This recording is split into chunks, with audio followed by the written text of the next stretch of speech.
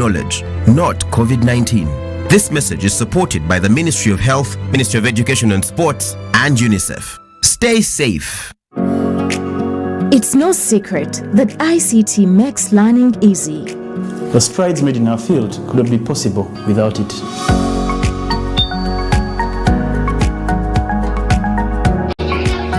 And now we can watch our favorite shows. My radio is my best friend. UCC provides an enabling regulatory environment and policy guidance for healthy competition. We also facilitate ease of doing business in the communications sector through licensing, standardization, spectrum management, tariff regulation, rural communication development, and consumer empowerment. An informed consumer is an empowered consumer. UCC supports local content and innovations. Driving the development of a robust communication sector in Uganda is Uganda Communications Commission. When COVID came, it felt like it destroyed everything my mom had built. She was ready to let go of her dreams. But when one door shuts, a window opens. She grabbed her last command and took a leap of faith. She refused to give up. So with a bit of daring and grandma's secret recipe, her business was back. And not just bigger, beyond her wildest imagination. This is a story of a regular Ugandan just like you, who harnessed the power of technology to provide a solution for us. How about you tell us your story?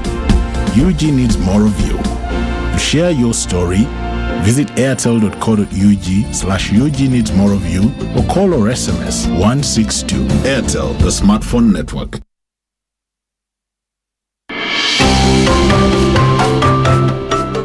In all its operations worldwide, Total Energies considers national content a key component for the success of its operations.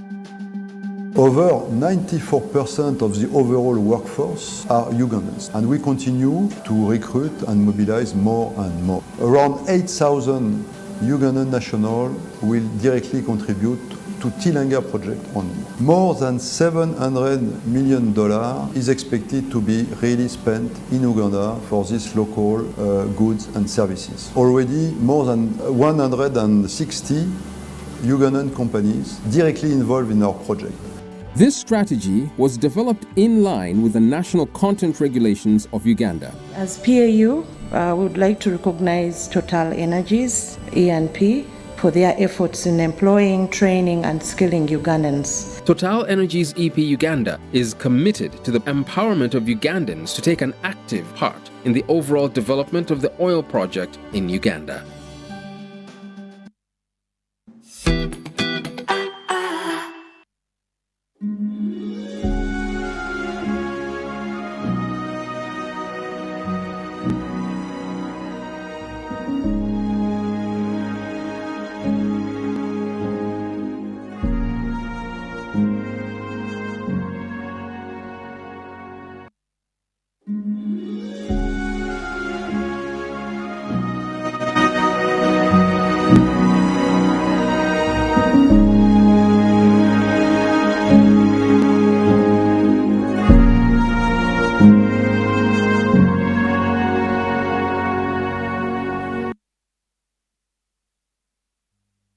Once again, and welcome to Good Morning Uganda Newsreel. My name is Philomena, Mastiko, and again I am joined by Robert Kirabo, and we're here to talk about much more the issues and the details that are surrounding the speakership race. Of course, that is to replace the fallen Jacob Oulanyah, who was the Speaker of the 11th Parliament of Uganda. Now, as far as we know, we have actually seen about 13 NRM legislators, Robert, who have really expressed interest in running for the speakership, and that all these 13 are running on the NRM ticket. Definitely out of the 13, that means that one person has to come through. And you see, they're all, they're all attesting to run for the speakership. Of course, we know that there is also a slot that will be that is the deputy speakership.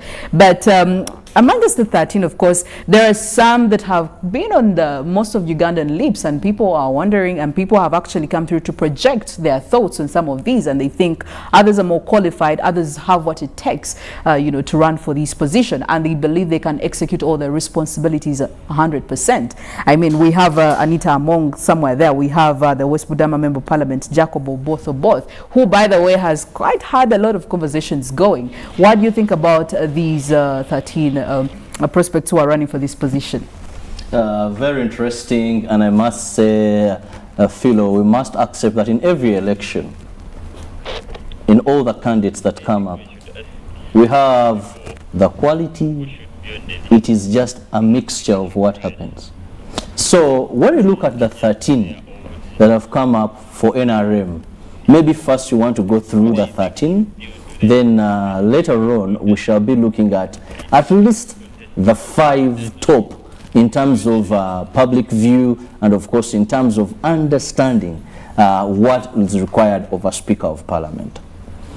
First, we must understand why now. Yes. Because that still remains a question to many Ugandans. They're asking, but we've not even buried the man, and we are looking for replacement.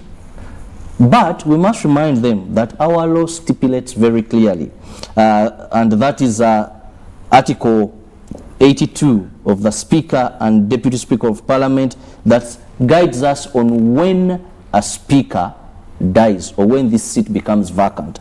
And it says there shall be a Speaker, to be more specific, it says that no parliamentary business will continue unless the position of the Speaker or Deputy Speaker has been fulfilled in case it became vacant.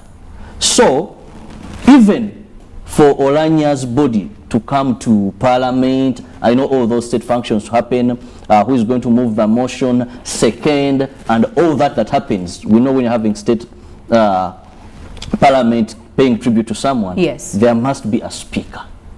And now the Speaker is not there. So automatically we have to do things in a rushed manner, because that is what our law says. So what is happening, morally it could have challenges, but legally that is what is supposed to be done. And Parliament, what takes precedent is the law. What does the law say? The words of Jacob Olanya.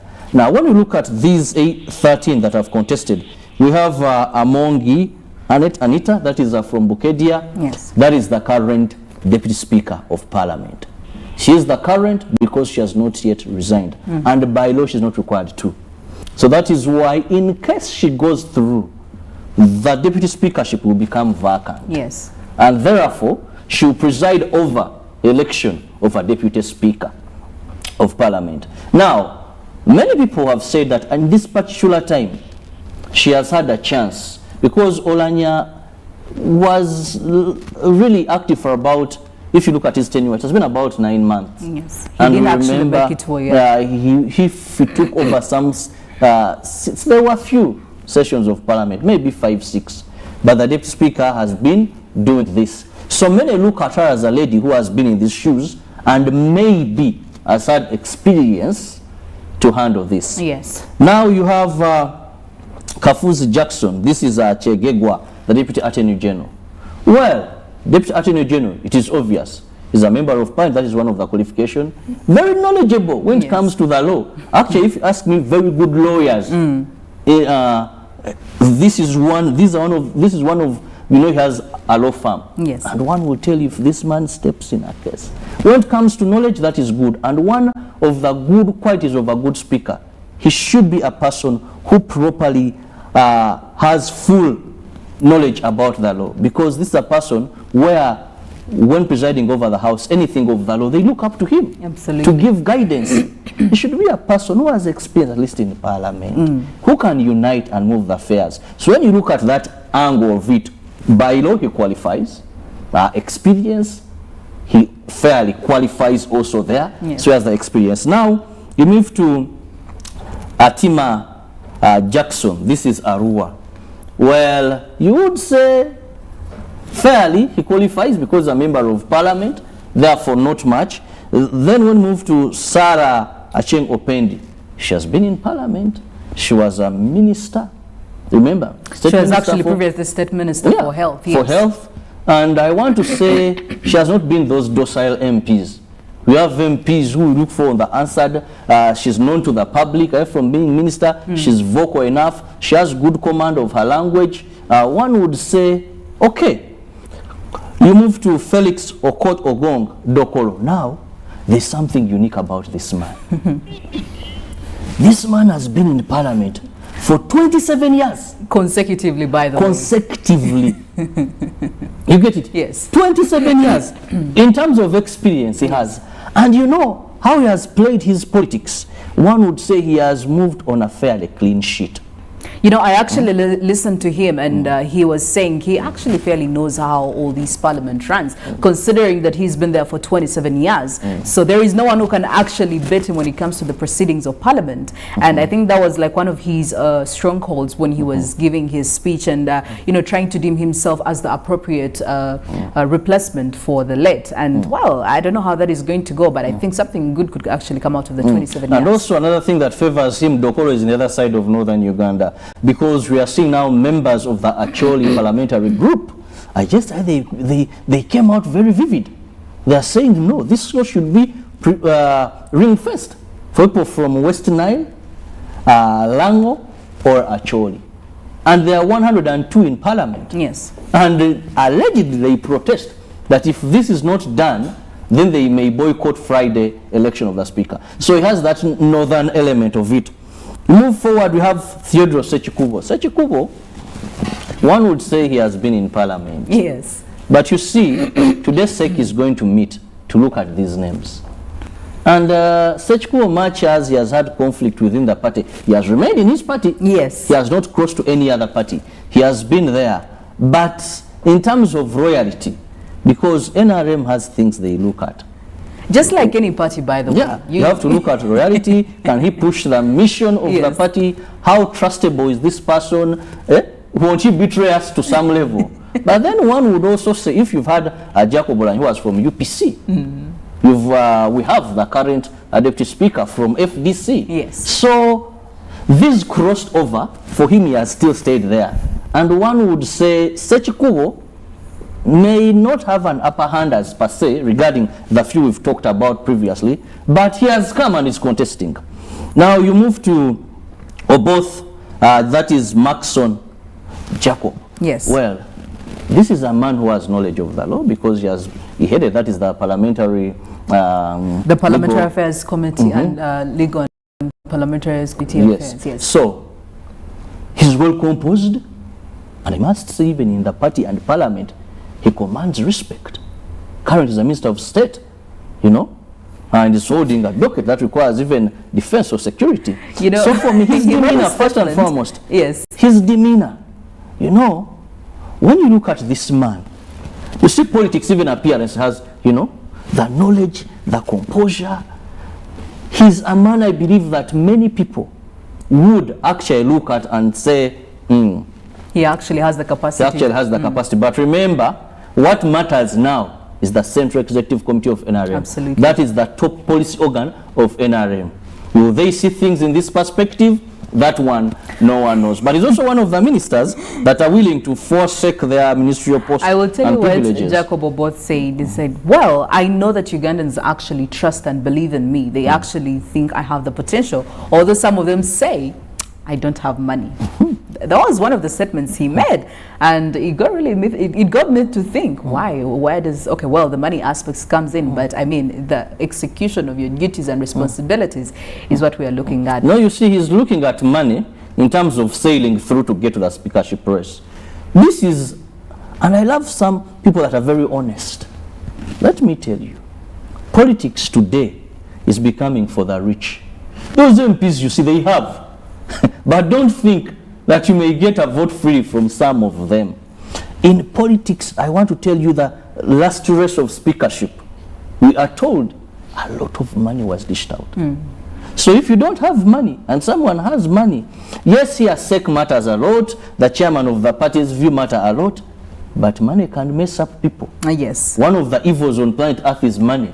That SEC can choose and someone has sacks and bags. Remember his secret ballot. Yes. Semujunganda told you yesterday that every member of the opposition was assuring him, I've given you the vote, only to hear 15. And even after then, everyone he meets tells him, I was among the 15. So you get it? Yes. So money has power in elections, and you can never underestimate the power of money. He's right. But when he says integrity versus money, I long to see that Uganda. Now, when you continue, you have, that is Chintu Alex. This is from Ginger. We wait for sake, you know. Then we have Jane Ruth Achen from Lila. So she also has the fact of the other Acholi and Jacob having come from that part of northern Uganda. That is something good to go. But remember, she's also a minister for health. Yes. I think she's remarkably willing to step down if SEC finally gives her the ticket in case she's the best candidate in their view. We have Asimwe Florence Akiki. Now, from Cindy, she's in the race. But you know, when you look at in every election, at least you have the top 5, top 3, she's not anywhere there. Then you have Okot John Amos from Agago. Yes, you may have the element of the other region and of course Olanya, but also he's not among the top. And finally, you have Wakabi Pius from Hoima. So when you look at these 13, one would say there are those that are outstanding, and of course when you look at their credentials, their experience, and what they have done, so yes, you would say NRM would find, I think SEC would find a challenge about 5 or 4 names. Yes. Yes, there, but the rest. And I'll actually say, because we know that this, the list of the 13 NRM people who are actually going to be, is going to be sent to, you know, SEC, definitely, for it to eventually come up with a real list of the people who are going to stand. Now, this clearly gives an impression that there is an election before an election. Would you actually say that this election before the main election actually has quite more power? Like it actually makes more sense compared to the other, because this right here is a race, 13 people, but they have to be brought down to a specific number of people. The election before the election. You see, in a multi-party dispensation, there's how political parties work. And we are in multi-party dispensation. We are in a multi-party democracy in Uganda. And what happens is that various political parties have ways of doing their things. If you remember in the elections we just concluded, NUP, they had like a small committee that would sit then. But for National Resistance Movement, the so-called mass party, one of the things they do is, for certain positions, SEC has to meet and vet. Actually, what they do, they don't call it elect. Yes. SEC looks at credentials and vets. So, in one way or the other, SEC has great meaning. But I want to tell you why I don't want to call it an election. Yes. Because the decisions of SEC are not conclusive. Why am I saying they're not conclusive? When SEC met, Jacob Olanya is the person they vetted for speakership, if you remember. Yes. But Rebecca Alitwara Kadaga, who was also a SEC member, much as Jacob Olanya was a SEC member, Rebecca Kadaga stood as a candidate on an independent ticket. So, any of the 13 can, if they feel maybe they are bigger than the party, and I want to use that word. Yes. Or they are bigger than that top organ, they can say SEC has chosen maybe Jacob or both. But for me, I feel if I go and take it my way, I can win. So this vetting process is not conclusive to all these 13. Yes. It can be conclusive for those that are loyal to the party. But remember, I want to emphasize, now politics has status. Politics has a number of privileges, and away from the privileges, politics has money. A person may not give up a ministerial post because they want to serve this country, because they are serving, but the privileges. But the monies that come, the big budget that a Speaker of Parliament has. Yes. So it's not conclusive. Well, now, of course, we have seen these are, most of these are standing on the NRM ticket, but we also have some, you know, candidates that came through from the opposition party. We have, for example, we have Shamim Malende. I mean, what's the fate of these oppositions? Are we actually, or would you say that it does not really look so, there is no green light for them? Is that what we're trying to put out there? Because definitely all sides have to come out with their representative, you know, the ruling party, the opposition. We have them. They did. We know they don't really have much of that experience. You did actually talk about it earlier on. Yes? So I mean, what's their fate for this position, the speakership, because we know fair and equal opportunities for all. Where I come from, in Uganda here, we have a saying, we say okutusha omukolo. That really there is nothing of impact. Yeah? But you've also participated. Huh? Like you get Olympics and you play some. No, but they have realistically, yes. Politically, as saying the opposition sent somebody. But realistically, looking at the politics at play, there is nowhere an opposition candidate can be a speaker.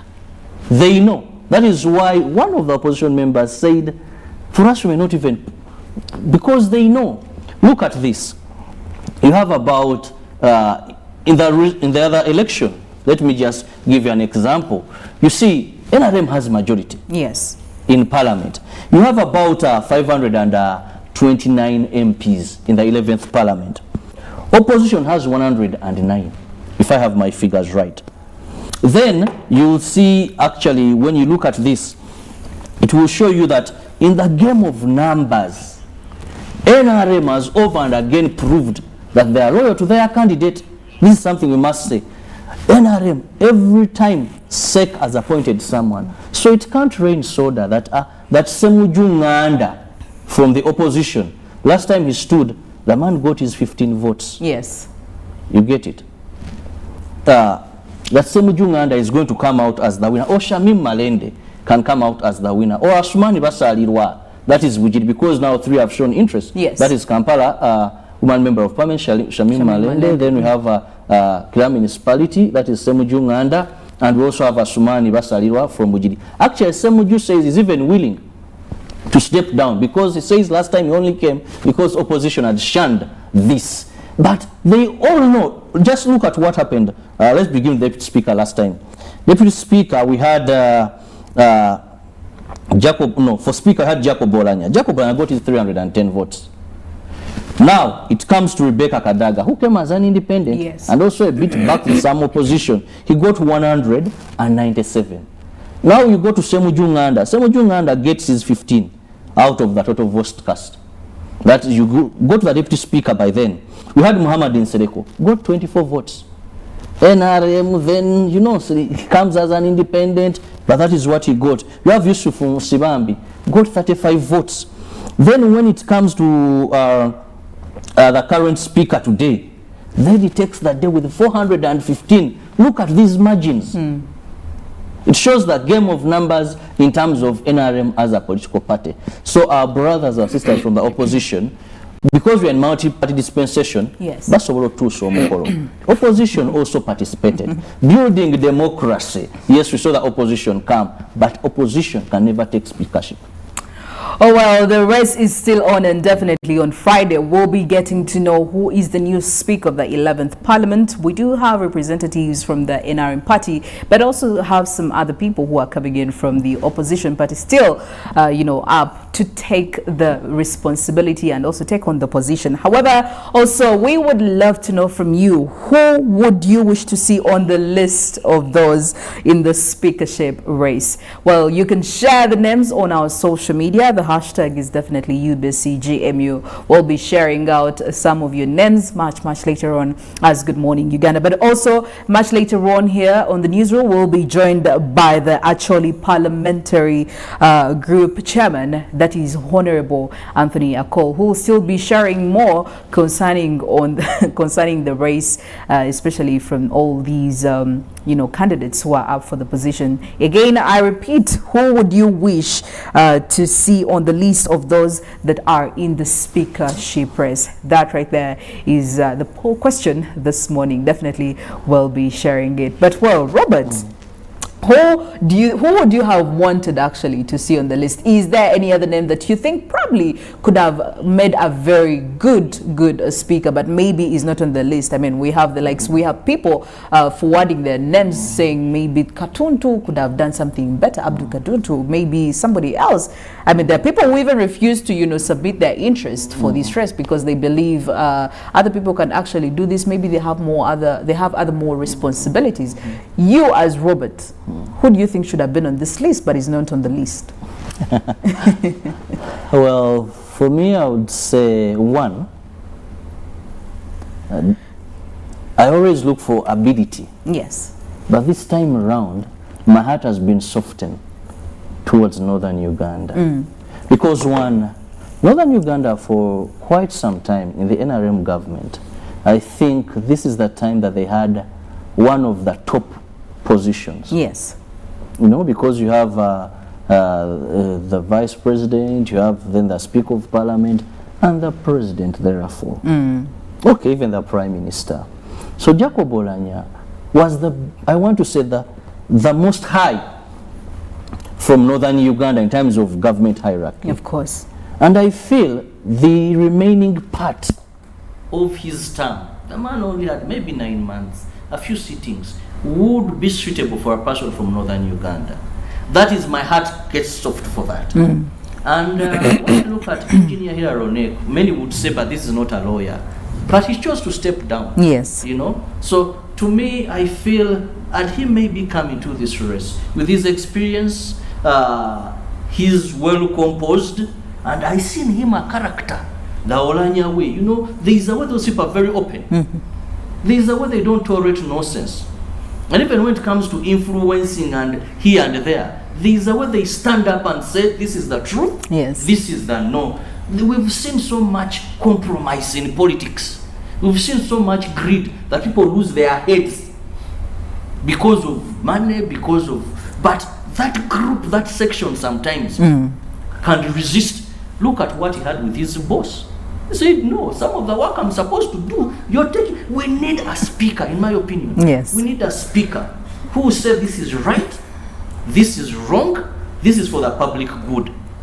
And I come to that area where I feel, so for me, it's the person maybe who chose to. And you know, he actually turned down the endorsement from all these actually members of parliament to succeed Speaker Jacob Oulanyah. He said, I cannot do this. This is not really for me, which clearly shows you that even the leaders from Acholi, I mean the members of parliament from the Acholi region, believe in him. They see that he's morally upright, but he also has the knowledge, he has the intelligence, he has the capacity and the demeanor to be able to run all the duties. But he says, no, this really is not for me. But I don't know how this is going to be, but I would really want to know, well, who else do you think could probably have made this list?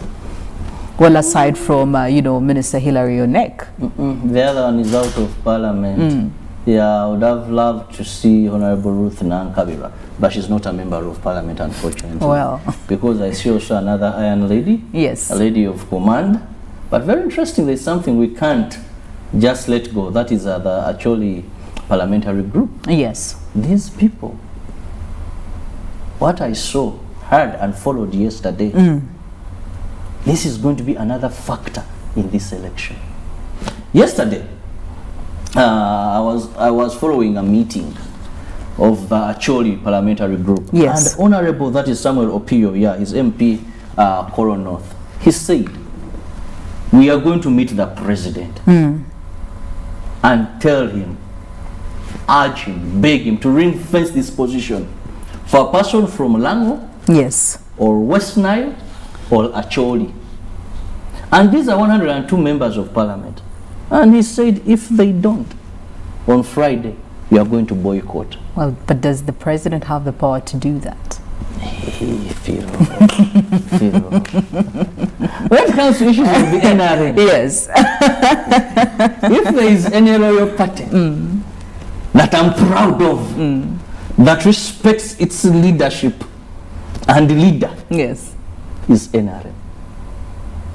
Okay. If this Babianga, they will throw Amriyat, anyone can say what they want.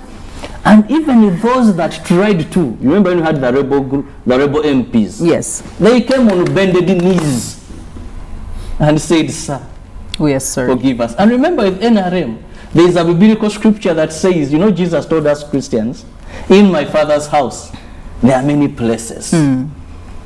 If it wasn't so, so with NRM, there is a price to pay when you're not loyal. Opposition, they may not be so much. It may be getting up through Parliament like we saw in Noop. So, when you address a party chairperson, if these issues, because I'm told the guest we're expecting soon, Honorable Anthony Acholi, spent almost the entire day in the corners of State House trying to see how best they can get to His Excellency to push for this. So this is going to be something very, very important in this speakership race, the Northern Uganda issue. This is the part of the country that had its own issues, 20 years in the war, they are coming up, and when they have a person of such hierarchy like Jacob Bolan during his time, the late, when nodding disease was severe in Northern Uganda. Yes. Because he comes from this region and is in a better placed position, he was able to ensure he pushes for 1.3 billion to give to families with children with nodding disease. So when you're in this position, you have the capacity to lobby, you have the capacity in one way or the other to better influence. And that is why I believe I don't want to see 102 members of Parliament boycotting election of the Speaker on Friday. But of course I know with NRM, at least they have proper methods of being able to cool any pressures that may arise. Yes, because there are many places in the Father's house you come to, if you remember during the recent speakership race, where I had a team, I saw Tayebwa, Kadaga. Yes. But in the morning, one had become a Judas and the other was left to look behind and alone. So NRM has all the techniques of ensuring it can compress any pressure that may arise. Oh well, Friday is not so far from us, and definitely we'll be knowing who will be carrying the flag and who will be eventually picked as the Speaker of the 11th Parliament of Uganda. But also we do have our poll question running, and that is share your thoughts on the race for Speaker. Share your thoughts on the race for Speaker. The hashtag is UBCGMU. We'll be sharing your thoughts with the rest of the world. Well, we'll also be just in a few minutes, we're going to be having Honorable Anthony Acholi, and that is the chairman of the Acholi Parliamentary Group. We'll be here to delve into these issues even deeper. But for now, we're also going to get into the papers and see what's trending. That is in the New Vision, Daily Monitor, and of course the Daily Nation. But also, we'll be taking you to the roads to look at the traffic situation, not forgetting the climate and weather forecast that Mollen will be giving us much later on. Good morning.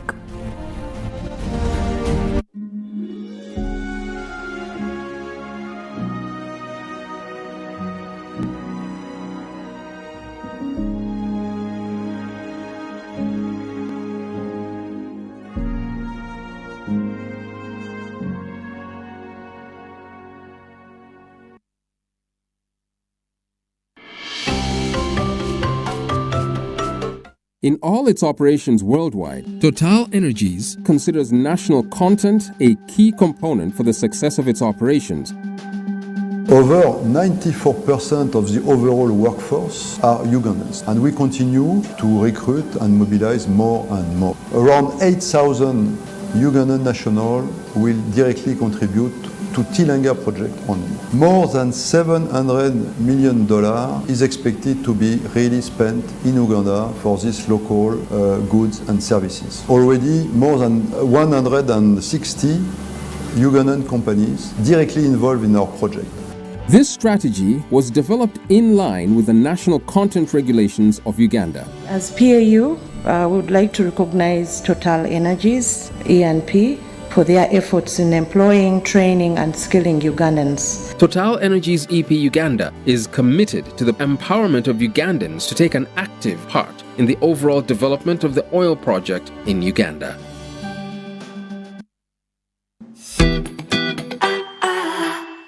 When COVID came, it felt like it destroyed everything my mom had built. She was ready to let go of her dreams. But when one door shuts, a window opens. She grabbed her last kamani and took a leap of faith. She refused to give up. So with a bit of daring and grandma's secret recipe, her business was back. And not just bigger, beyond her wildest imagination. This is a story of a regular Ugandan just like you, who harnessed the power of technology to provide a solution for us. How about you tell us your story? UG needs more of you. To share your story, visit airtel.co.ug/UG needs more of you or call or SMS 162. Airtel, the smartphone network. It's time to learn. Schools are open. As a student, school life is going to be different. You must follow the COVID-19 prevention measures, which include always maintaining a 2-meter distance from others in class, dormitories, entertainment halls, school vans and playgrounds, regularly washing your hands with soap and water, wearing a washed and clean mask that covers your mouth and nose every day, and encouraging your classmates to do the same. Your teachers will also guide you on how to follow SOPs. Don't engage in violence with other students. Report any cases of abuse by teachers or other children to a senior teacher. Those who don't follow the rules should be immediately reported to a class teacher for correction and further guidance. If you experience flu-like symptoms such as a sore throat, fever, dry cough or body weakness, immediately seek medical attention from the school nurse and inform your class teacher. Whenever you sneeze or cough, please remember to cover your nose and mouth with a bent elbow, tissue or handkerchief. Let's share knowledge, not COVID-19. This message is supported by the Ministry of Health, Ministry of Education and Sports, and UNICEF. Stay safe. When you talk about our motherland Uganda, the Pearl of Africa, you cannot fail to smile because of the smile that fills the faces of the citizens. Our nice good weather and nature that sustains us all, that enables us all to continue each in their own way because we are all different even according to each individual's work. But what joins us to become one person is the sweetness from the flavored drink Alleluia Jingati drink and Alleluia Tamarind drink. The flavor that quenches your thirst while at the same time treating and healing your body because it is 100% natural. Enjoy the drink that has got the tamarind juice in it. Made by Alleluia Reflexology, Healthy Solutions and Nutritional Research Center Limited. Get yourself a bottle of Alleluia from all shops around.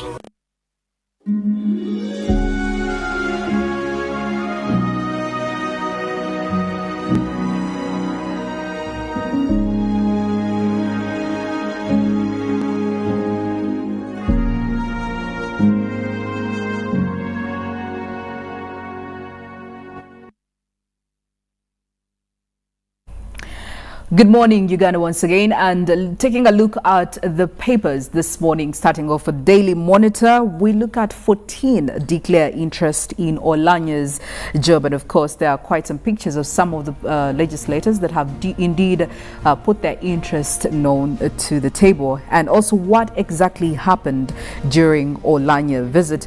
And of course this is from the different scripts where we see the 5-member team that visited Speaker Jacob Olanya in Seattle, Washington, have been speaking, of course, at variance over the state in which the deceased was found, and actually he spoke to them or not. That is also in the paper, so make sure you grab yourself the Daily Monitor to see. There are some quotes also from the people who have declared interest, but also taking a look at family fronts Olanya's son for Omoro Member Parliament seat, and there is Greater North gives government conditions and we can help with the high prices that comes in from Kasaija. This is in relation to the commodity prices that have been over the top in the last couple of weeks. And the lizard over there doing the most, definitely saying yet they won't reduce taxes. We cannot help with the high prices. Well, we are yet to see, so make sure you grab yourself in the Daily Monitor. And also looking at the New Vision this morning, still the main story being 13 NRM members of Parliament vie for Speaker, and the pictures are over there showing you who is interested and maybe what they have to say and what makes them feel like they actually have the capabilities to do what is supposed to be done. And also how Olanya bridged House cabinet, and also the fuel prices, government moves to tighten fuel trade. And the obituary, of course, marketing guru Shemse Mambo's scandal also burns out. All this is in the New Vision, and definitely we see people how that is Kagwisaje has excelled as the LC1. So grab yourself a copy of the New Vision as well this morning. And also taking a look at the Daily Nation. Well, Decision 22 is still going on. Members in Parliament in mad rush to change elections law. That is, of course, the Daily Nation. Now we know that Kenya anytime now they're to be electing the new president. And also equity in record of about 40 billion profit Kenyan shillings. And also Namangina calls out immature leaders. Of course, we see a picture of her over there. And also taking you to the police jobs. Of course, we will stick with the D's, and police service indicates as it rejects degrees. And also going to the parenting sector, strength of a woman, all that in the Daily Nation this morning. So you may actually grab a copy, or you can even get one online. But also, as we promised you earlier on this morning, we are still looking at the race for Parliament speakership, and I did tell you earlier on that we'll be joined by Honorable Anthony Acholi, who is, by the way, the chairman of the Acholi Parliamentary group, and definitely he's here with Robert Kirabo, and they're going to be delving more into the speakership race. But also don't forget, our morning poll question is still running. Share your thoughts on the parliamentary speakership race. We'll be sharing all that you have to say with the rest of the world. Robert, good morning once again. Good morning, and thank you so much, of course, for that update in the papers. And anyone would actually notice that for Ugandans dailies, it is still now the death, but also the death now of Speaker Jacob being overrun by the race for speakership. And like you said with me on set, I'm with the chairperson of the Acholi Parliamentary group, which is also now making headlines since the death was announced to Ugandans, and then the aspect of the speakership race came in there. Honorable, good morning. Well, good morning, and thank you for inviting me again. Honorable, we are going to be discussing the speakership race, but just to give us guidance and shape what we are going to be discussing, I want to get from you, what are some of the qualities of a Speaker of Parliament that you should say, at least these are the minimum basics, that a person who is a Speaker of Parliament should have? Let's begin with that. What is in our constitution, what is in the Administration of Parliament Act and the rule of procedure, if any person is elected to be the member of Parliament of the Republic of Uganda, that person is qualified to be the Speaker. Maybe if you ask me that question, it puts me into, we are trying to replace Jacob Olanya, the late. You better ask me that, what kind of person do you want to replace the Right Honorable Jacob Olanya? That could be a better question. But if you ask me about who is qualified to be a speaker, why I asked who is qualified by law, and also to get from your own perspective that, okay, what would be the qualities, is because we are going to be discussing many of those that have come in. And of course, you should also discuss what your fora is pushing for. That is why you want to know, what would you prefer? What would be the basics, at least away from what the law says? Because when you look at the law, first and foremost, to want to become a member of Parliament, qualification is senior 6. Then, want to be a speaker as long as you're elected and you're a member of Parliament. Now, this is the 11th Parliament. Doesn't even stipulate either maybe these terms, it doesn't talk about experience. Then it comes, so I want to get your perspective. Then that will shape who, how, and why. That is exactly what I was coming to. Because I said, by qualification, anybody who is a member of Parliament is qualified to be the Speaker of Parliament of Uganda. But by standards that has been set in Parliament of Uganda, by the late Right Honorable Jacob Olanya. Then first and foremost, we look at the passion. Okay. Who will unite the Parliament of the Republic of Uganda? One is in the person who will unite. Who can unite? And that means we're looking at somebody who should not be looking at the parties. Looking at the different parties in Parliament, you need somebody who will consider a member of Parliament irrespective of the party you come from. Irrespective of the region where you're coming from. And somebody who will serve members of Parliament with humility. You will recall, I really said several times, Jacob would tell members of Parliament where debate is hot on the floor of Parliament. That please, members. The rivers that divides us, the boundary, the tribes, the religions, are not thicker than the blood that unites us. So that kind of humility that would make the House united. A person who will really fight for integrity of Parliament, the institution of Parliament. Because you will recall that at one point, Ugandans they were not having trust in Parliament of Uganda at all.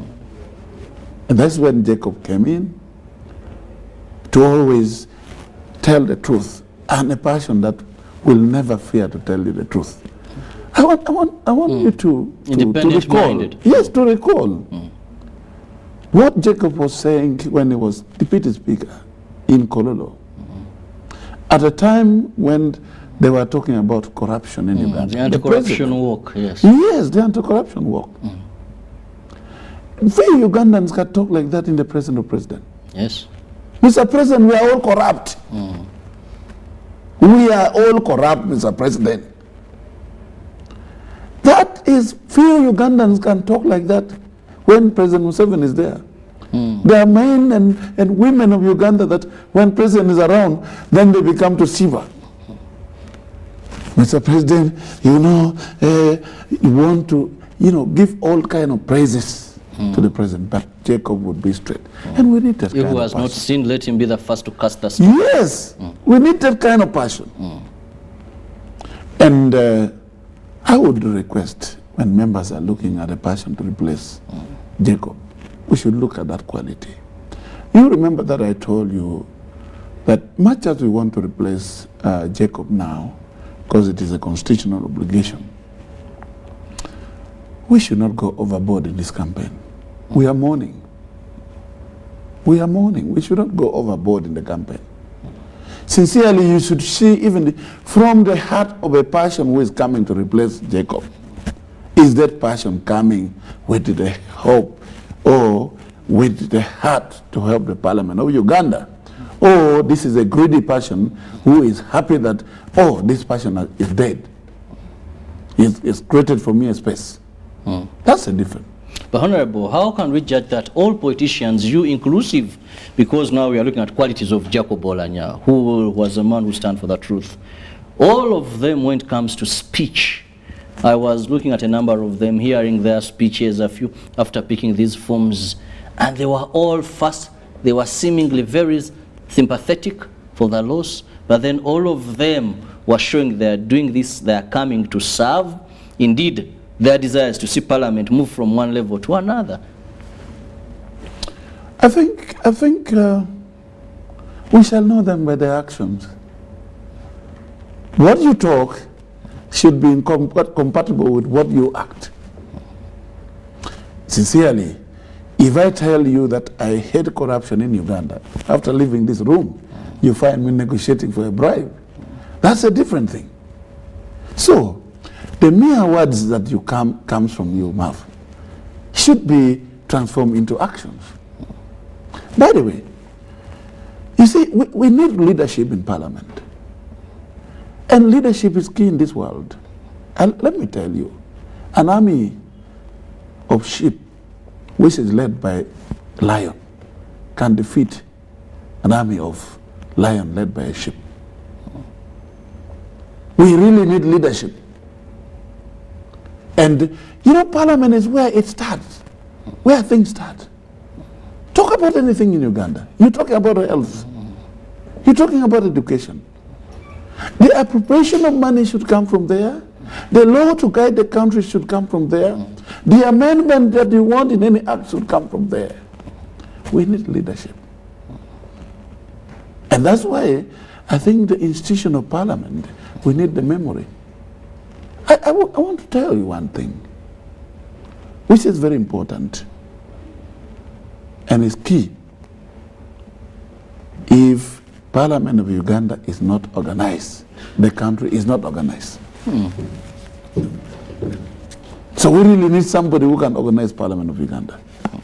You know, especially when there is a loss of somebody who is the head of an institution, it is a loss of head of a family.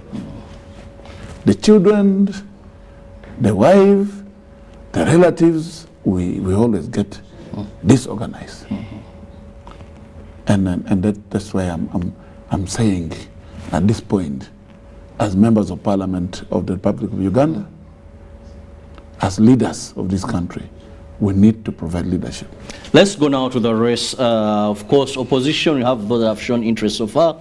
We have Semuju Nganda, that is Kirabo municipality. We also have Shamim Malende, that is Kampala woman member of parliament. We have Asumani Basalirwa, that is Bujiri municipality. So those are 3 from the opposition. When it comes to NRM, about 13 have shown interest. But I want to go to something that clearly falls under your docket.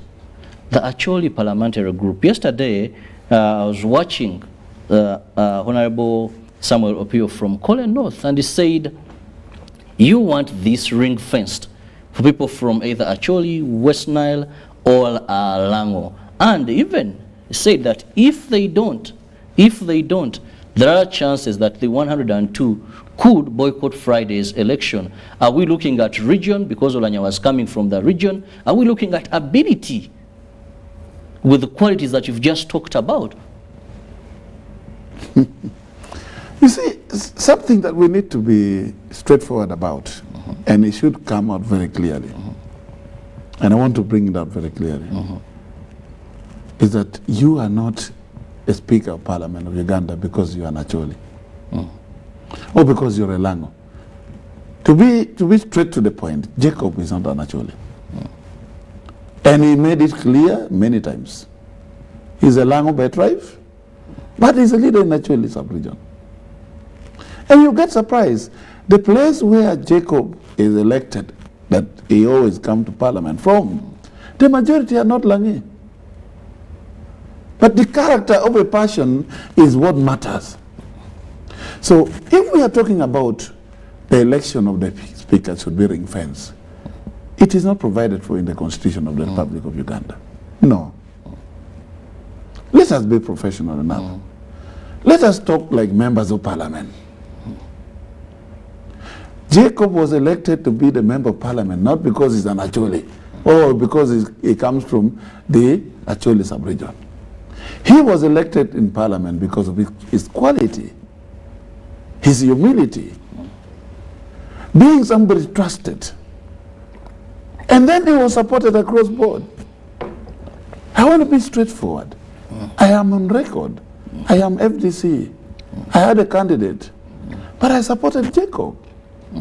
Not because he comes from my region, but this quality was outstanding from all the candidates. The other people Semuju Nganda talked about. That's who true. Told him, well, you have a vote only to come up with 15. Until today they tell him. No. The difference between me and the other leaders, for me, when you ask me, if I'm not going to vote you, I tell you, I have a candidate.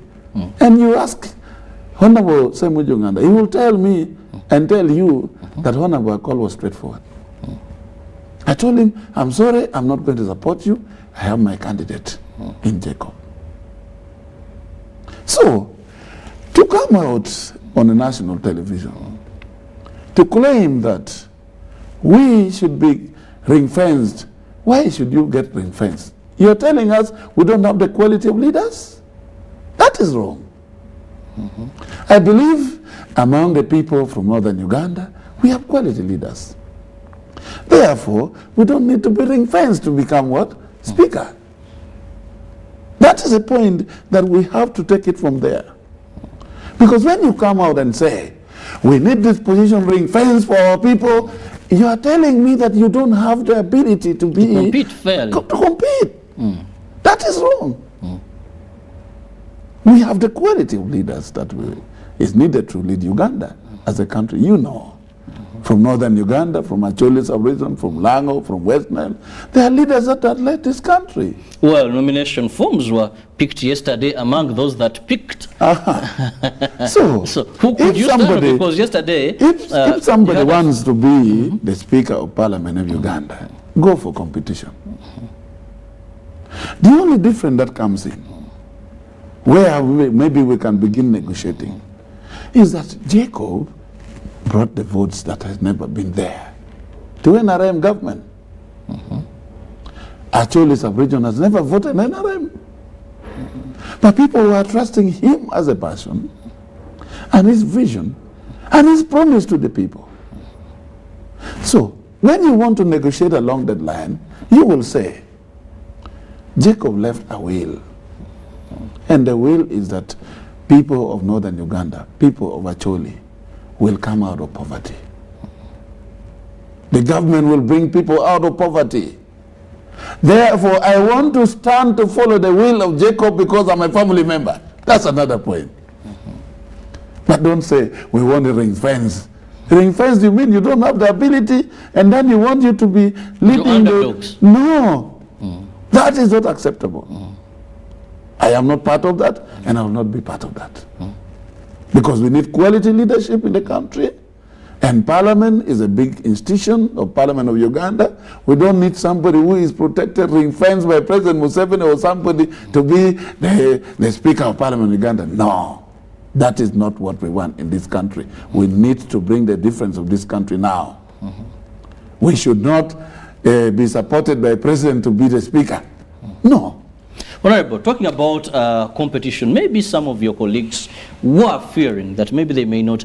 Do you have what it takes? Let's be honest. Right from NRM, the 13 that we saw yesterday come up by press time, who do you feel among your candidates from this particular region, you have quality compared maybe to others, because the 13 are known? I am not qualified to talk about that because I am biased. In the election of the Speaker of Parliament in Uganda, I supported Jacob Olanya. I supported Anita Mong. I am not qualified to talk about that. Even in our meeting of the Greater North yesterday, I had to excuse myself out. And that is professionalism. You see, the law requires that you should declare your interest. I have conflict of interest. My candidate is Right Honorable Anita Among. So I'm not qualified to talk about that. Some of us from northern Uganda will say, you are betraying us. Because that is my position. Because they are saying and this that's is the argument. And that's the difference between me and other leaders. I am always straightforward. Honorable, being straightforward, but also look at this other aspect. Many of the members in this Acholi parliamentary group look at this, that this was an opportunity for the North that has not ended the 5 years. So we need continuity. This is the only time that the North has had a person under the NRM rule in terms of hierarchy to this level. And we've stood to benefit a lot because of proximity to power and influence in terms of decision. So if one says this would be betrayal, would they belong? You see, when you're talking about the institution of Parliament of Uganda, and you look at the history of how speakers have been leading the House, it is always a gradual process. And they always take into consideration the institutional memory of Parliament. And that is why, for some time now, somebody who has been the Speaker will serve for 10 years. And then the deputy will come to become the Speaker. This has been the trend. But it's not written anywhere in the laws. You've just said ring fencing is not part of the law. So even what you're talking about are just precedents. They're not written anywhere. I have not said it is in the law. I have made it very clear that if you look at a trend in Parliament of Uganda, they take into consideration institutional memory. And therefore, to me, I will request that for now, somebody who is senior is the deputy speaker, institutional memory. For example, as an individual, I will request that we should have the deputy speaker. And we'll reach there. There is nothing you should do in a hurry. We will reach there. You see, politics is about planning and strategy. We will reach there. We will reach being the president of the country. What's wrong with that? So, to me, you better settle for something you are sure of, other than settling for something you are not even sure about. Because you can make all noise and you shout to the higher voice of yourself. But if you don't make it, what are you going to make? Look at the strength. Never start a war when you're not ready for it. Okay, never start a war when you're not ready for it, and you sound an assured man that your candidate, institutional history and memory will come up. But in this race, we know today's SEC is meeting to look through these names. And it's very clear and common knowledge that unless a camel passes through the hole of a needle, can we see an opposition member of parliament take on the mantle as Speaker of Parliament? Honorable, let's look at this competition this time around. It is not normal competition because we are mourning, we are grieving, but the way it is being handled. You see, I disagree with some of my members or the people coming from northern Uganda. Somebody come on TV and begin to make a statement that we don't want the election to take place until our brother is buried. If that is what you want, there are procedures you should do. You see, a member of parliament has all the options to do it. For example, you can go to court. Go to constitutional court. You want interpretation, maybe if you're not satisfied with the interpretation. And then in the process, as you wait for constitutional court to give the interpretation, you go for court injunction to stop the election in parliament. But it's not a matter of making political capital by coming to the press and say, for us, we don't want election to take place until our brother is buried. The Constitution says he is supposed to be buried by a speaker. So what is your alternative? What is your alternative? When you are saying we don't want him to be buried until, election to take place until he's buried. That's what the Constitution says. So if you have the contrary view, it is simple. Go to Constitutional Court. As you wait for interpretation, you bring in court injunction, and we stop the election. But for now, I am being very honest. The Constitution says we should elect the Speaker before he's buried. Morally, it is wrong. Traditionally, it is wrong. But that is what is in the Constitution. The framers of the Constitution put it there. I don't know what was in their mind, but that's what they put it. And if you want to change it, there are procedures to do it. We can bring amendment later, but it cannot be brought down. Because even the amendment cannot be discussed when there is no speaker. Yes. So that is a dilemma where we are, and it is a constitutional crisis that we need to deal with it now. You see, when you are faced with problem, you cannot run from the problem. What brings a difference between people who are intelligent is that you face the problem. You ask yourself, this is the problem. What is the root cause? You get the root cause. It is already in the Constitution. What are the alternative solutions you have to bring on table? Well, take the best, move forward. All right, well, that also brings me to another requirement by the same group, the Acholi Parliamentary group, to be buried in a traditional way. And we've had issues of protocol, issues of status and all that, but many are insisting, no, we want this to be done in our cultural way. As we're still looking at some of these things that are coming up in this time. It comes back to what I was telling you, that some people are looking for political capital at a time when we are mourning. This is an issue we discussed in our meeting of Acholi Parliamentary Group. We brought it to the National Organizing Committee. They accepted that we don't want to disorganize your culture. They even went ahead to tell us, this body is not for the state, it's for the family members. So, the body of Jacob is not for the state. And what are we talking about, the traditional? When you're saying we want him to be buried in a traditional manner, people get scared. Yes. You will think, are there some rituals that we do which is exceptional with other people? What we are demanding is simple. In our culture, when somebody is a cultural leader, once somebody has attained a certain level of respect in the community, there must be the bola dance. And we want bola dance to take place in the airport when he's being flown in. We want him to be escorted by the bola dancers in all the ceremonies that you're going to do, whether you're going to the church, wherever you're going. We want him to be escorted as he's going to be taken to his resting place, to be escorted by the bola dancers. That is it. The other one, which is we are not gone for it, which is always not good. When we lose our passion and we're not sure about the death of the passion, it is not coming out clearly. There are rituals that is done at the time of burial. And it is a simple process. We put the broom into your hand, and that means fight your battle. And in our culture as Luo, when it is done, the person will fight his battle. But I said, at this moment, we are waiting for government to come clearly to explain the cause of death. It happened. You remember when the late Achana was killed under a mysterious situation. It was done.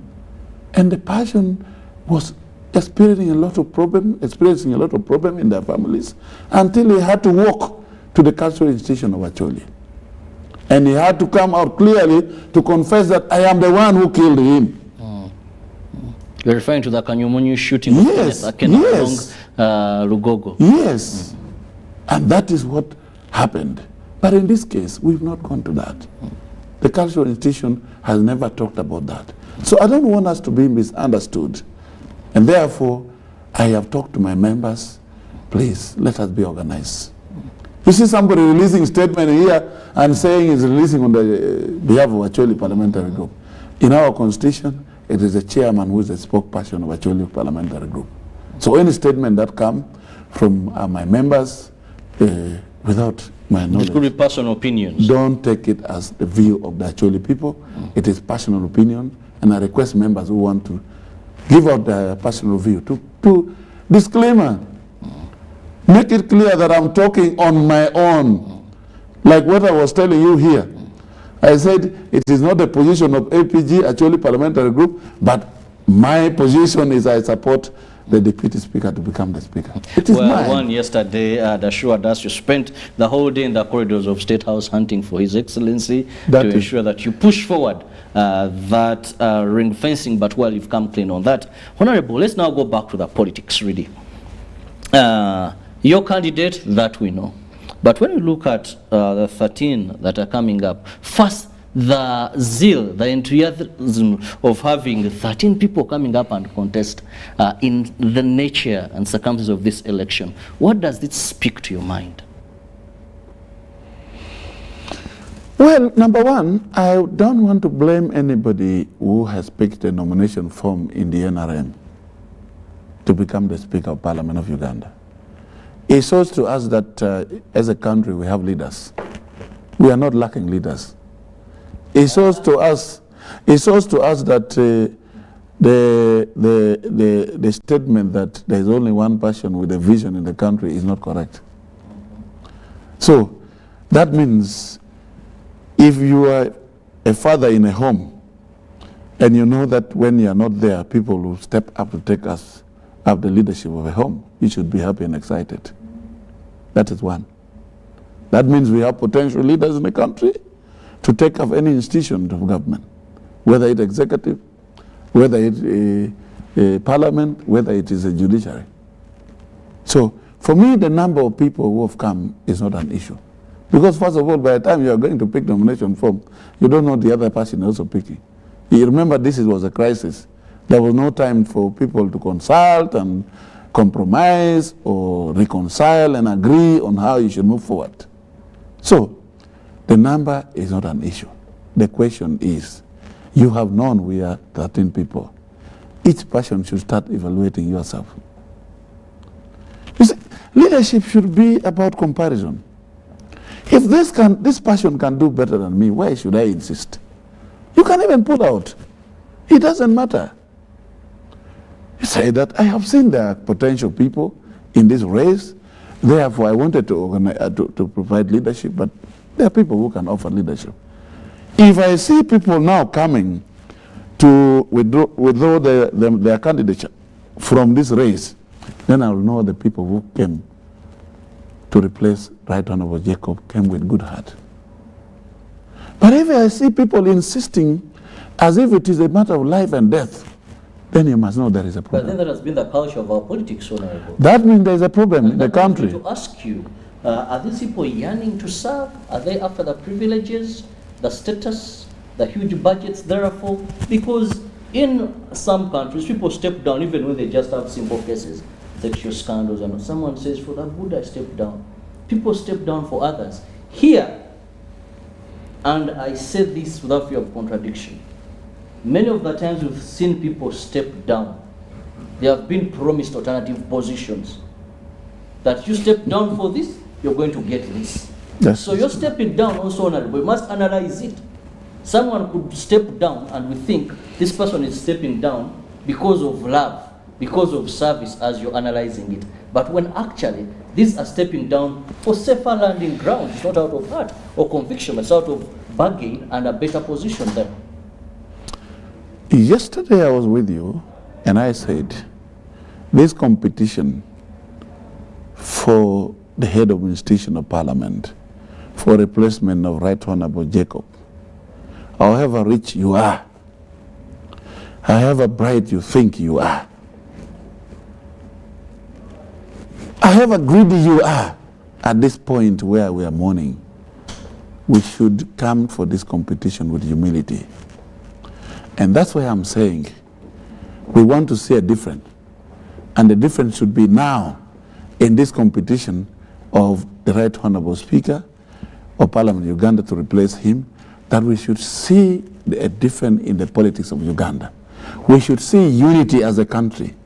We should then begin to see what kind of country are we going to, hand over to the coming generation, to the young generation. My grandchildren, how are they going to get this country? There must be a difference now. And that should start from now. And that should be something that we can remember Jacob for. And that's my request. And we're going to see it now. Not conditional, withdrawing from the race. That is not withdrawing, the withdrawal I'm talking about. I'm talking about the humility in Jacob that should be portrayed by people who are thinking that we want to replace him in good faith. And that's what my position is. This brings me to another observation. You've been in Parliament, Honorable, and you see, you've talked about people evaluating themselves and saying, yes, if it is service, this does better. But Jacob Oboth, after picking his nomination forms, he pointed out a very big statement that we may not focus on if we are not very critical of the future of this country. He said, people are telling me you have all the credentials, you qualify, but you don't have the money. And he says now money is going to verse integrity. You've been in this parliament, and there have always been allegations of money, that you people, when it comes to money, Honorable, that other factors, money will unite you on all issues. And he says at such a time, there is a fear that money may give us not the best, but because it has become the order of, or the way of doing things, the big influencer in terms of all our elections. My statement has been very clear. However much money you have, you should not use money in this election to replace Jacob. But you also belong to a camp where we assume there is money. Well, you are talking about money in the camp where I am going to. Yes. But I told you this is the camp where I was before. That's number one. Number two, when you are talking about money, first of all, think about the source of the money. First, Okay. Don't shoot in your leg. No. Listen to me first. Listen to me first. First and foremost, if there is any leader who claim that I want leadership, but I don't have money to facilitate election to become a leader, you are not a leader. Because if you are a leader, the idea you have, the knowledge you have, should put money into your pocket first. Any person who will tell me that for me, I don't have money, but I'm a very good leader, you are not a leader. Let's start from there. Because money facilitates the process of politics. You can't send me to drive to go to the villages to campaign for me or for you when you don't even have fuel, you don't have the motorbike for me to move around, and you say you are a leader. That is not leadership. In leadership, a leader should be able to facilitate the people who are campaigning for him or her. So a leader should have money. That is obvious. If you cannot have money to facilitate yourself and you tell me you are a leader, you are not a leader. Because the people you want to lead, they can only be facilitated to be better off by money. And that can come from the institution of parliament, that you are a leader. You should not be looking at the money that is coming to help the others and you want to pull it to yourself to your pocket. That is corruption. Let me come to the issue now. The issue at hand in parliament now, it's not about how much money you have. But we are told, Honorable, that most of when you're passing sensitive bills as members of parliament, when you're having these elections in parliament, money is also a determinant. Let me be sincere to you. I have a problem in Parliament of Uganda. The issue you are talking about is what I also read. But the money doesn't come to me. It looks like the people know my character and they don't come to me for giving me money to make a decision. I have never seen money flying around the way it is always in the media. That they were given this money to pass this money for this. I want to give you a simple example. I got the shock of my life at one point when people were discussing me in a meeting that I was giving money for some budget to be passed. And that made me think that it looks like it is a rumor. Because if you consistently talk about something which is a lie, some people will come to believe that it is true. Because sincerely, what kind of money can bribe me for my vote to give you? I think I want a legacy that I will leave to my children to take over from there. And they know you cannot pay a daddy to do something. They know it. And even if you tell them today that I was given this amount of money to come and talk where I'm talking now, they will say, no, not daddy. And that's what Ugandans should know and start and move forward with. I was in Kenya when Jacob died. I came back from Kenya. When you look at the politics of Kenya, you can't bribe people. It is their conviction.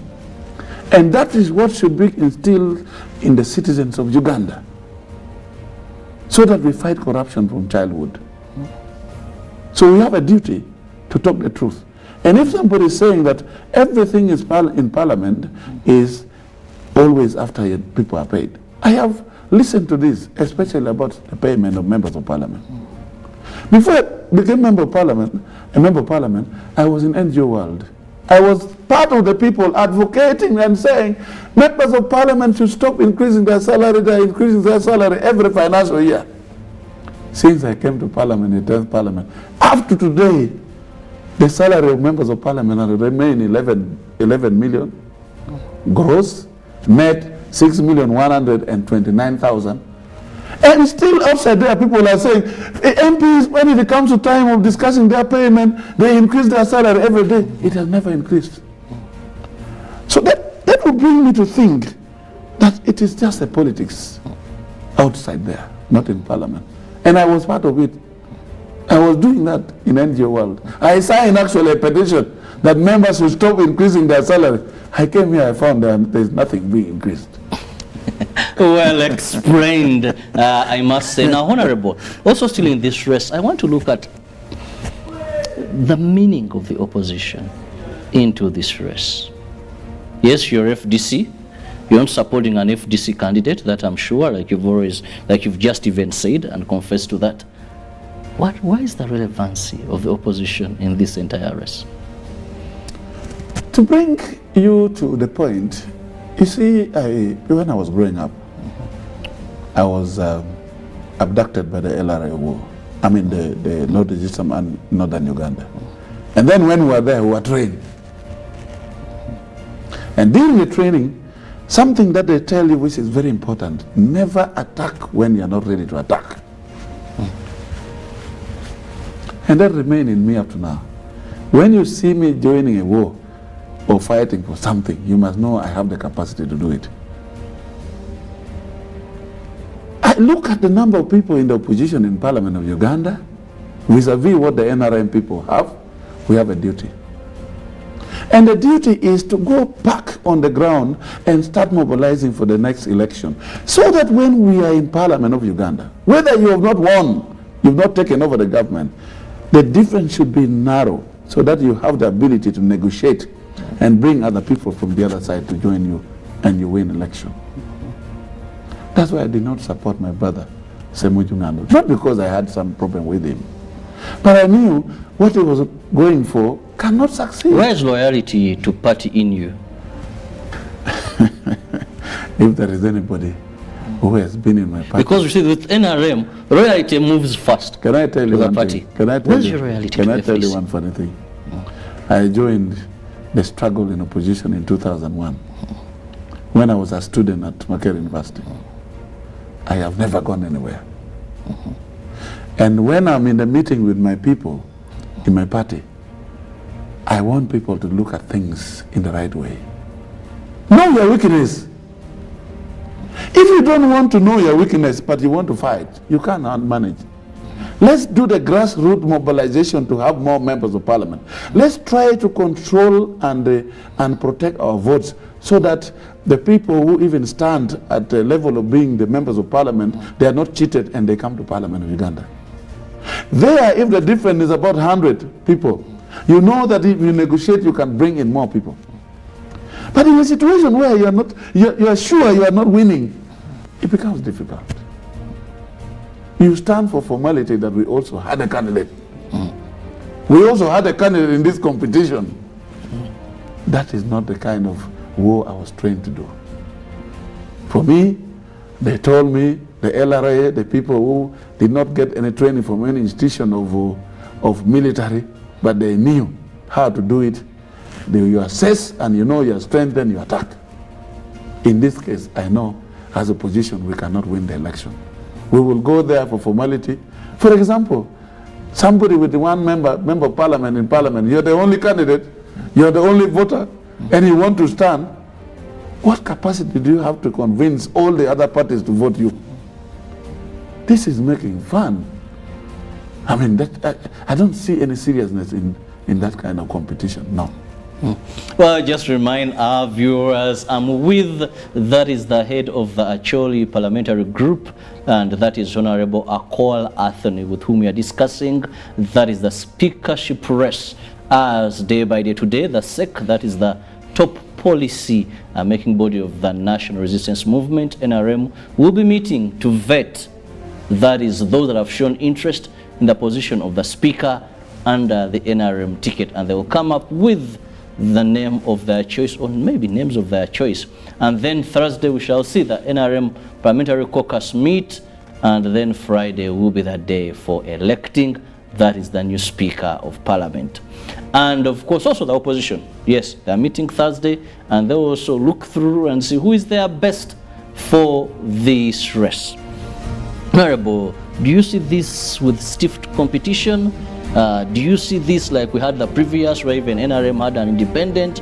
Or do you expect because of the mood, people will consider in this? The other election, at the end of the day, you know, any election, at the end of the day, always there will be two candidates. I was a candidate in 2011. to become a member of parliament. I didn't make it. We were 11 in number, but at the end of the day, we were only 2. I still want to see the 2 people who are going to come out. And that will come, I think by tomorrow evening we'll know who are the 2 top people. Always the election, there are always 2 people. And that is when you will gauge and understand whether it is going to be a stiff competition or not. But by now, I don't see any serious competition. But by tomorrow evening, we'll know. After SEC gives the name for the caucus? After SEC has recommended one person, it will be NRM versus NRM. If another person will come in again, it will be NRM versus NRM. The way it was last year in May. It was NRM versus NRM, but there was NRM in government and NRM in opposition, like the South Sudan government. SPLA in government, SPLA in opposition. That was what happened last year in May. So we might have the same situation, or if they agree and say there's only one person and only one person nominates, then that means it will be not a serious competition, because it will be about 300 people versus the few people left. So it will be easy to run through the election. Well, let me have your concluding remarks.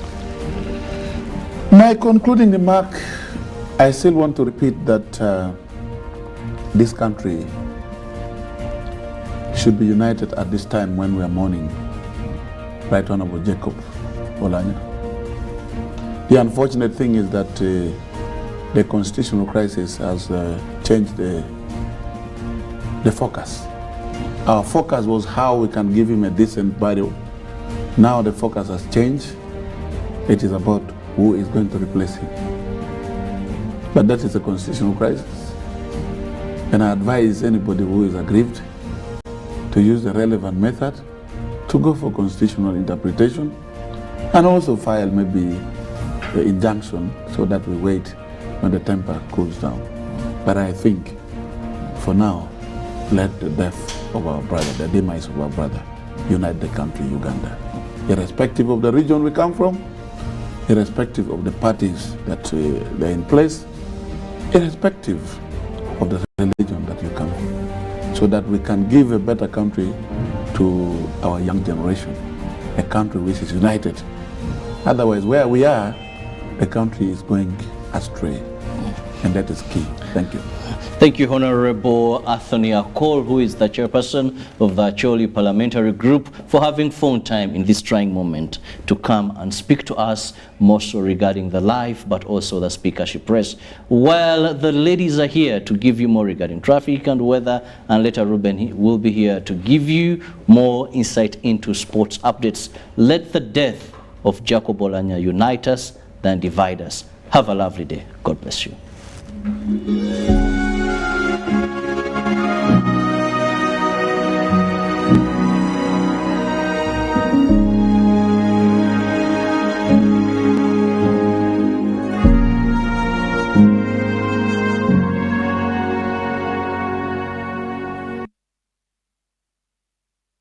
Pick of the day on UBC, brought to you by Authentically Symbolic and Insightful. We should work so hard to evacuate this power. Behind the Headlines, every Wednesday at 10 p.m. with Charles Odong Top. How to get points? Just use MTN to make calls, send SMS, load airtime, buy bundles, or pay for MTN subscription services. Everywhere you go, MTN. Pay for your dream phone, Mpola. Get your dream phone today for as low as 1,400 Uganda shillings with free data for a year and pay slowly. All phones come with daily 50 MBs for 12 months. Repayment period is 1 year. Available at MTN service centers and M-Kopa shops.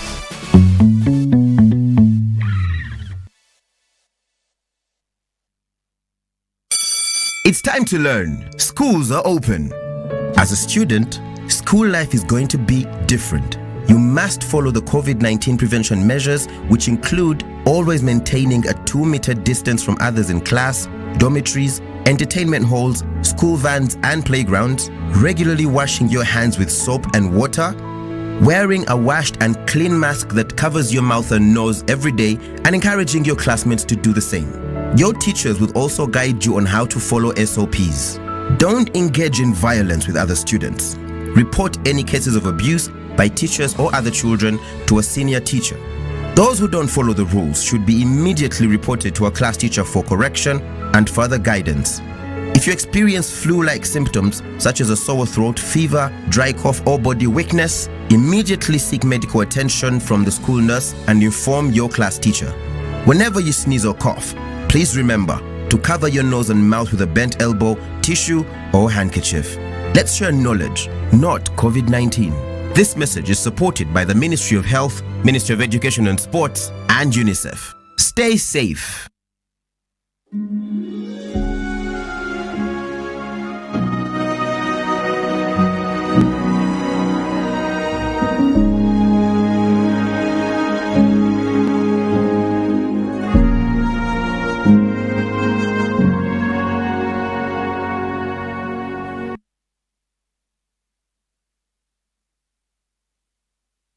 Well, good morning once again and welcome to the traffic updates this Wednesday morning. Now, looking at the areas that are going to be of major focus, I'm going to focus especially on areas of Namamve, areas of Chireka and Nakawa, as you know, you're heading into the city center, majorly Nakawa division, I could say.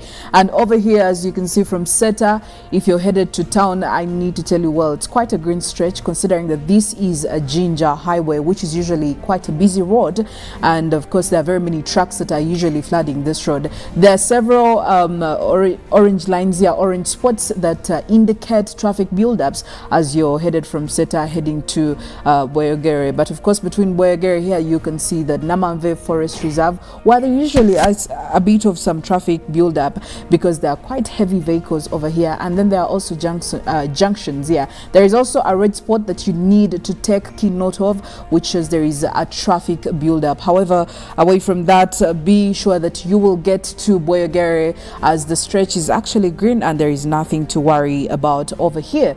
However, from Boyogere, you will definitely be able to connect to Chireka. Now, you can use the bypass or you could use the Chireka back road. Now, the Chireka back road definitely has a bit of traffic as portrayed by the orange lines here and the red lines. Traffic build up quite crazy over there in Chireka, but also Chireka is a very busy town. So yes, that is expected. You need to be patient a little bit as you're trying to access the city center. Chireka, like I said, is quite crowded with motorists and bicycles and all these private cars and also public cars. Now, from Chireka, definitely you could access Nakawa. However, if you want to avoid this stretch from Chireka to Nakawa, which by the way I would think is a good ideal option for you, you could use the back road, and that is Chinawataka. You use Chinawataka route that of course takes you all the way till Nakawa. When you get to Nakawa, well, I can say the same thing that I've been saying the last couple of seconds because there is quite an orange red stretch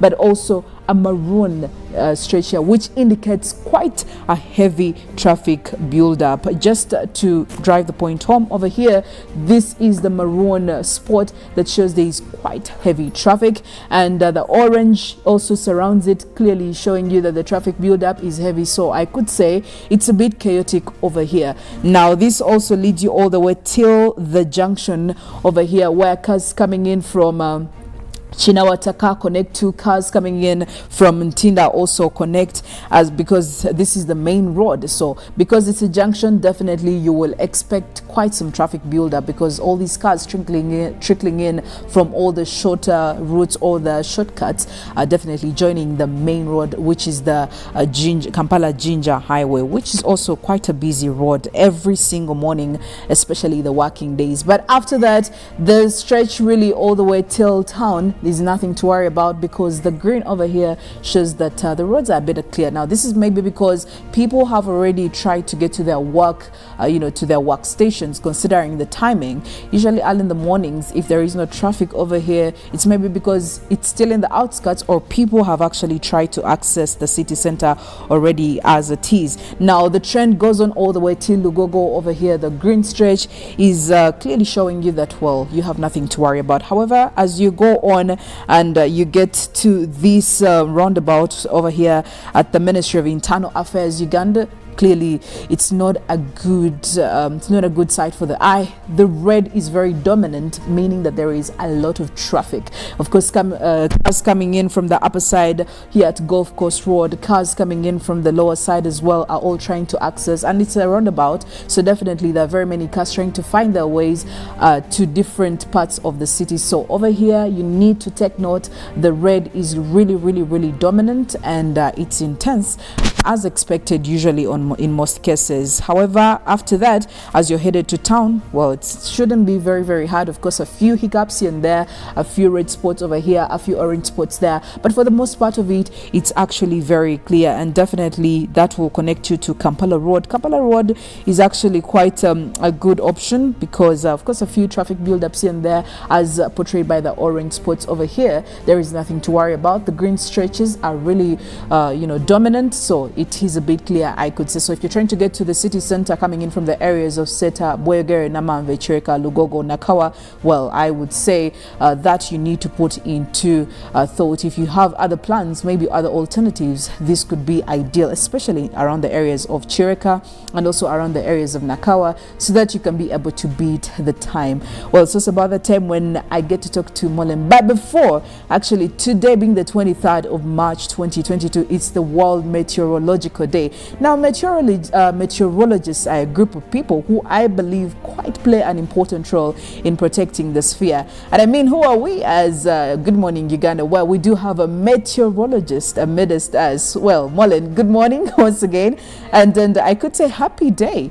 How would somebody actually celebrate this day? How would I, try to, be involved? If, especially that I'm not a meteorologist, what is the most that I can do to, be part of the celebrations? Well, very good morning to you as well, Philomena. But you know what? Let me start with what you can do today. I mean, you acknowledge that I am a meteorologist on the show, so you can start by giving me a gift to celebrate this day. Thank you for a cup of coffee. Yeah, but also this year's theme is talking about early warning for early action. Yes. So as any other Ugandan or someone across the world, to celebrate this day, we are asking people to get involved with early warning systems and also take meteorological weather information really serious. When there is information that says there is going to be an earthquake here, do move from that place. When they say there's going to be flooding in these likely places, be swift to move. That is the early action that we are putting across for this year's theme, and that's how everyone can get involved. Just make sure that you alert, accept the weather information, move away from the past where weather information used to be looked at as something, skeptic. Yes. So there are people who will be like, those people don't know what they are doing. We have moved from those steps, I think, like maybe 50 years, on the road. So obviously weather information is important, and that's how you can get involved. Just make sure, but also don't forget the gift part. The gift packs will definitely be coming in. Well, happy World Meteorologist Day to all the meteorologists out there. You do quite a wonderful job, and we appreciate it. Indeed, it's a call to action for everybody to actually be part of the fight that you people do every single day to protect the earth and the sphere. Well, that's it from the traffic updates this morning. Have a wonderful Wednesday morning and a productive day ahead. My name is Philomena Mastiko. Well, thank you very much, Philomena, and I also want to add on that and say happy Meteorological Day to all the meteorologists out there and the climate scientists in this era where we're talking about climate change. Now, before we get into, how and where the celebrations are being held, even here in Uganda, we want to also take a look into a story that is making headlines for this morning on one of the islands across Portugal that are being forecast at this time to maybe likely have a volcanic eruption or a a big tremor that is likely, whereby authorities have already asked people who are planning on moving to this island in Portugal to, hold. Now, this is one island that has had 3 days of consecutive earthquake events over the island. Now, one of those that are being looked at is São Jorge, and that is in the mid-Atlantic part of the island in Portugal. Now, this island has had at least more than 1,000 earthquakes in just 3 days, and for today, actually, even the news that is coming through is so far now the number has risen to 1,800 earthquakes across this particular island.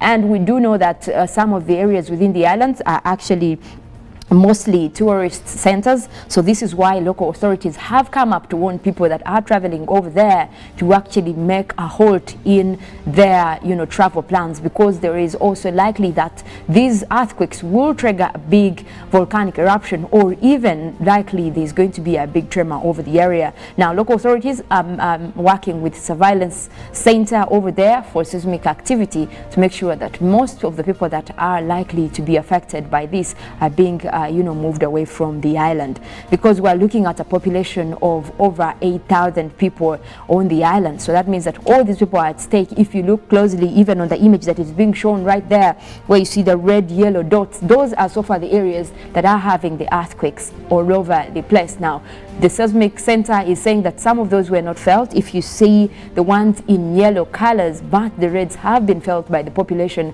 and this is where they have come up to warn the public that there should be an evacuation from those hotspots, and people that are planning to go to this island in Portugal, especially the tourist centers that are over there, please do not move to the area until the local authorities have cleared it up to say that it is now safe. But in the meantime, we're looking at a likelihood of a volcanic eruption over that area, and also most likely a bigger tremor that could result from these multiple tremors that have been happening across the area. So that is coming in as a warning, and maybe we do have people that we're planning to move to Portugal, so this is the one place you don't want to end up into. But we shall be waiting for more of the news coming in from the local authorities from that area to see when we can travel there. Now, today is being looked at as one of the world's, scientists do take pride in celebrating their days, and we're talking about meteorologists today.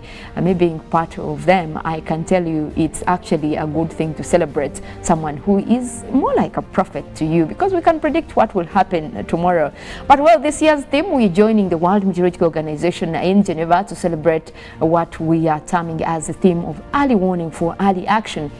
But what does this encompass? Over 50 years, the World Meteorological Organization has realized that we have had a lot of disasters across the world. We have had a lot of, tropical cyclones, flooding, to droughts, to heat waves, to wildfires, and all these have left a lot of people vulnerable. It has led to, soaring costs, economic costs in terms of dealing with natural events, or even man-made, related events that are coming with the result of extreme weather that is happening across the country. But there is good news, because at this point what we're celebrating is the advancement we've had in technology when it comes to weather prediction. We have had more technology in terms of machines. If I am to zero down to Uganda, so far we have 3 radar systems, and those being in Mbarara, we do have one in Lira and in Entebbe. These actually go a long way to cover the entire country. We can look at real-time data on what is happening across the country, and this is just not in Uganda. A lot of countries have moved in terms of predicting and looking at now events when it comes to weather prediction. So that is what we're celebrating as well. And even when we're talking about likelihood of having more of extreme weather events in the face of climate change, we are happy that at least we can give accurate information basing on what we have advancing over the years. And maybe that means that we will be able to alert people and give that early warning, like the story I just mentioned earlier. Already there are systems that have seen what is likely to happen, and henceforth people can be evacuated.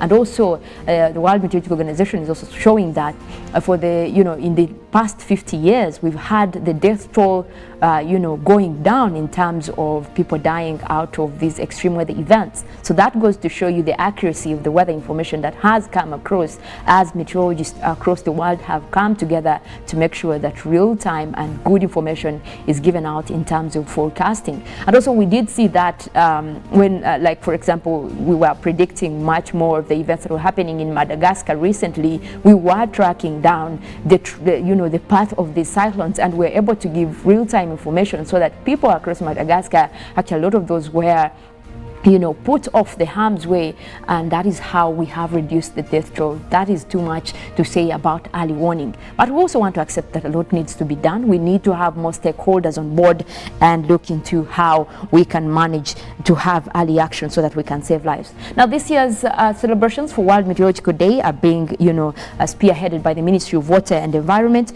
and the Uganda National Meteorological Authority. And also they are celebrating the same theme of early warning and early action by saying hydrometeorological and climate information for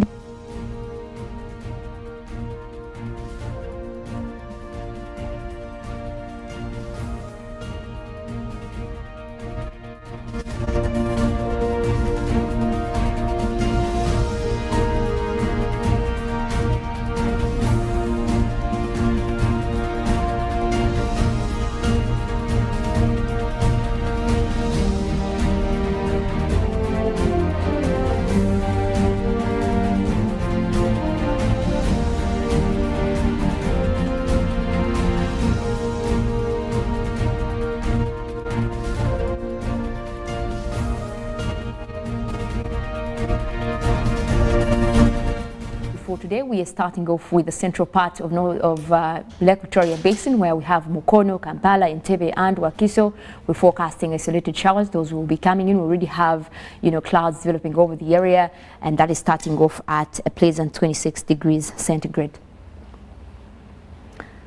Now we look at the central part of northern Uganda, where we have Gulu, Kitgum, Padel and the Jumani. We are forecasting isolated showers. We're already seeing some of those clouds moving forward.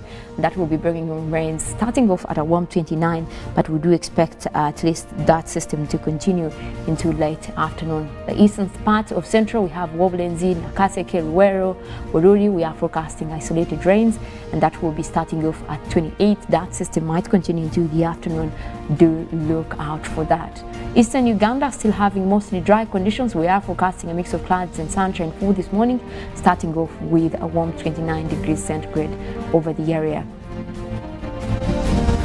Now across the eastern parts of Lake Victoria, we do have Busia, Iganga, Jinja and Tororo. We're forecasting isolated showers. That system is already developing over the area.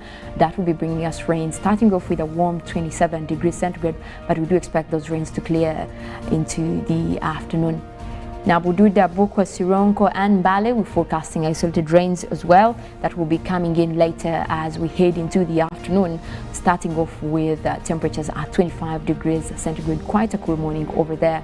We look at southwestern Uganda, where we do have Bushenyi, Mbarara, Ibanda and Rubirizi. We're forecasting isolated rains, and that will be starting off with 26 degrees centigrade. That system is actually expected to continue into the afternoon, so most likely that will be a rainy day for the southwestern part of the country. Across Zimbabwe, Rakai, Kalisizo, as well as Masaka, we're forecasting isolated rains. We already have some of those moving in. That will be starting off at 26 degrees centigrade. Most likely that system will also continue into the afternoon. We're most likely to be looking at a rainy day over there. And even as we speak, what we're seeing from the satellites, we still do have that rain system that started off over Lake Victoria, and that is the one likely to be bringing us those rains where you see the red, yellow, blue colors over there. That's a system that is moving through. That is likely to bring us rains across the western side of Lake Victoria. That is for areas of Masaka, Kampala already having those cloudy conditions, parts of Wakiso as well as Entebbe. So that is where we do expect some rains. Now across northern Uganda, the central area, you can see those blue colors and green also. That's the system that is likely to bring us rains across Gulu, Padel and Kitgum. Actually very good news, because that area has been having mostly dry conditions and they could use a few of those rains. Now the same system might continue also towards the West Nile. We're already seeing clouds developing over there, and a few showers are likely. That is across parts of Yumbe, Arua, and also looking at the midwestern part of the country, Hoima, you do have that system headed your way, so you can prepare for those rains at least as the day continues. Now also parts of Mbara are already developing those cloudy conditions from the blue colors that we're seeing over the satellite. So that means that is what is likely to bring us rains over there, and most likely even in the afternoon we will be dealing with most of these rains. But at least they will be scattered, not over everywhere, but several places will be getting those rains, as well as parts of Fort Porto and Toroko. You can expect to have those rains during the day, and most of those will be actually clearing off later in the afternoon. That is how we're looking like in terms of weather for the country for this morning. Now we'll leave you at that, but we do have more coming your way. Good morning, Uganda still continues. My name is Mollen, Kenyena. I want to wish you a wonderful day.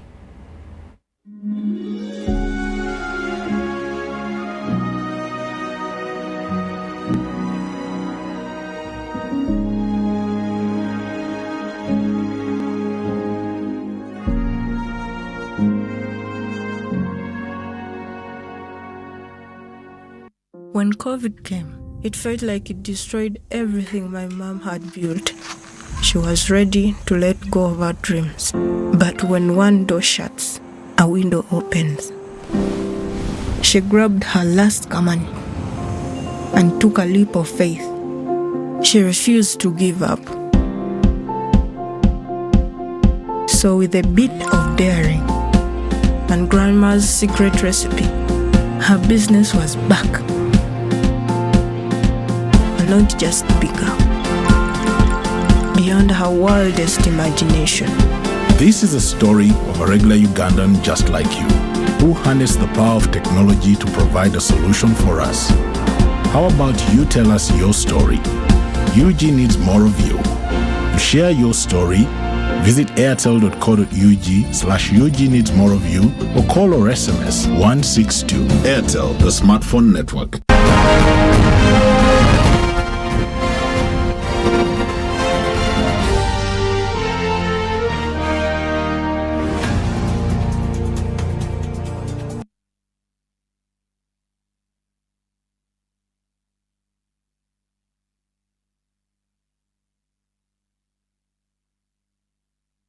Energy on that.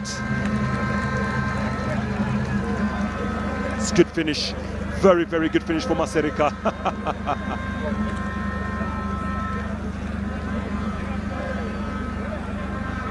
Showing them how it's done. It's 1-1 in here. It was a powerful penalty. Oh, the goalkeeper actually, Crispas Kusima, had nothing to do. Just decided to let it go. Now here comes a gentleman, George Senkaba. The last time Express Football Club won in a derby, he actually was the goal scorer of the night. It's George Senkaba here up against Yiga. And taking his time. Here he comes, Senkaba. From shot, strikes and scores. Beautiful finish, Senkaba. Former player of Villa does apologize, but it's a game really. It's a game, so nothing to do about that. 24. Hopefully we won't be having that today. Well, he actually came in as a substitute, Sechanzi.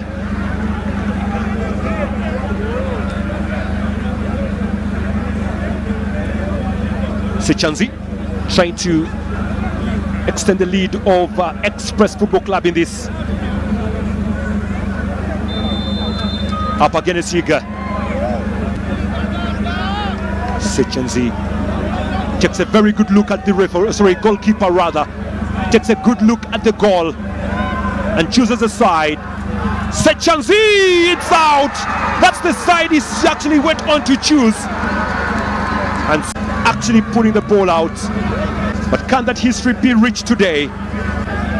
Here comes Juma Saddam. Saddam strikes, Saddam good. If Iga qualifying for the round of 16 to Eric Kenzo Kambale, 24-year-old, no goal yet in the Uganda Cup, but 7 goals in the league this season. If he misses, Villa are through. Iga making himself big in goal. Here comes Kambale. Kambale misses! Villa are through!